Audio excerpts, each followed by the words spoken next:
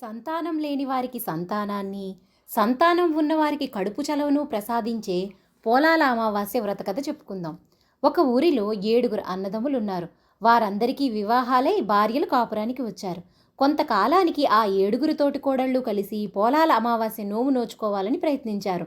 కానీ ఆ అమావాస్య నాడు ఆఖరే ఆమె పెద్ద బిడ్డ చనిపోవడంతో వారందరూ ఆ నోము నోచుకోలేకపోయారు. ఈ విధంగా వారు 6 సంవత్సరాలు ప్రయత్నించడం, ఆఖరి ఆమె పుత్రుడు మరణించడం, నోము నోచుకోకపోవడం, అందరూ ఆమెను దుమ్మెత్తిపోయడం జరుగుతూ ఉండేది. 7వ సంవత్సరం కూడా పై విధంగానే ప్రయత్నించారు. నోము చేసుకోవడానికి పూర్వం అలాగే 7వ ఆమె కుమారుడు మరణించాడు. కానీ మిగిలిన వారు తిట్టిపోస్తారని ఆమె భయపడింది. చనిపోయిన కుమార్ని ఇంట్లో పెట్టి తాళం వేసి మిగిలిన వారి ఇళ్లకు వెళ్ళి వారితో కలిసి నోము నోచుకుని రాత్రి ఇంటికి వచ్చింది.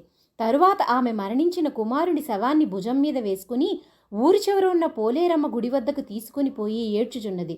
ఇంతలో ఆ గ్రామ సంచారానికి బయలుదేరిన పోలేరమ్మ ఆమెను చూసి, "ఎందుకు ఏడుస్తున్నావు తల్లి" అని అడిగింది.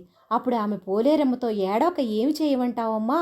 ఏడాదికి ఒకరు చొప్పున 7 ఏళ్ల నుండి 7గురు బిడ్డల్ని పోలేరమ్మకు అప్పగిస్తున్నాను. ఈ బిడ్డ నేటి ఉదయాన్నే మరణించాడు. ప్రతి ఏడు ఈ విధంగానే జరుగుతుండడంతో నోము నోచుకోవడానికి వీలవడం లేదని, అందువలన 6 సంవత్సరాలుగా నా తోటికోడళ్ళు నన్ను తిట్టిపోస్తున్నారు. ఆ భయంతో ఈసారి ఈ బిడ్డని ఇంట్లో దాచి నోము చేసుకుని ఇప్పుడు తీసుకొని వచ్చానన్నది. ఆ మాటలు విన్న పోలేరమ్మకు ఆమెపై జాలి కలిగింది. ఆమెకు అక్షతలను ఇచ్చి ఆమె బిడ్డలను పూడ్చిన చోట మరణించిన వానిపైన వారి పేర్లు చెప్తూ ఈ అక్షంతలు జల్లమని చెప్పి వెళ్ళిపోయింది. ఆమె అమ్మవారు చెప్పినట్లుగా తన పిల్లలను పాతిన గోతుల మీద అక్షతలను చల్లి వారి పేర్లను పెట్టి పిలిచింది. ఆ పిల్లలందరూ సజీవులై బయటికి వచ్చిరి. అంతట ఆమె 7గురు పిల్లల్ని వెంట పెట్టుకుని ఇంటికి వెళ్ళెను. తెల్లవారిసరికి ఆమె తోటికోడళ్ళు ఊరివారు ఆ పిల్లల్ని చూసి, "వీరెక్కడి నుంచి వచ్చారని" అడిగారు. ఆమె గత రాత్రి జరిగిన విషయాన్ని తెలిపింది. ఆ మాటలకు అందరూ ఆశ్చర్యపోయారు. ప్రతి సంవత్సరం పోలాల అమావాస్య నోము నోచుకుని సుఖంగా ఉన్నారు.